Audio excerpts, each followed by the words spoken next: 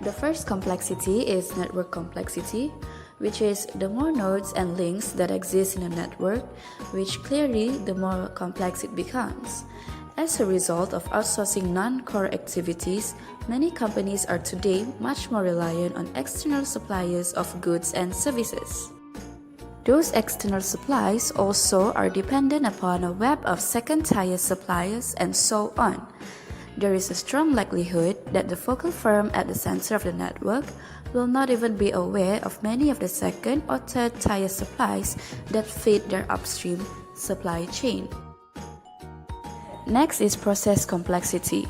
Often, these processes have been developed in a haphazard way and have been added to and modified to reflect current requirements and as a result have become more complex. This complexity is manifested in processes with multiple steps, often performed in series rather than in parallel. There is a need for a constant review of process structure and a consequent re-engineering if this pervasive source of supply chain complexity is to be kept to a minimum. The third complexity is range complexity. Most business organizations find that the range of products and services that they offer to the market has a tendency to grow rather than reduce.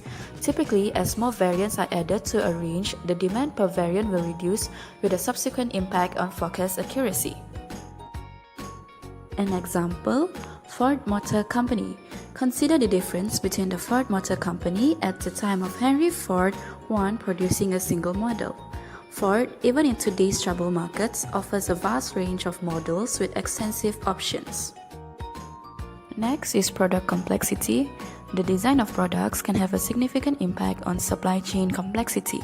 It can be argued that the supply chain begins on the drawing board, and components can directly or indirectly impact total life cycle costs as well as agility and responsiveness. Product complexity can arise because the number of components or sub-assemblies is high or because there is little commonality across the bills of materials for different products. For example, Motorola. At Motorola, all new product ideas are screened for complexity before they can be considered for commercialization.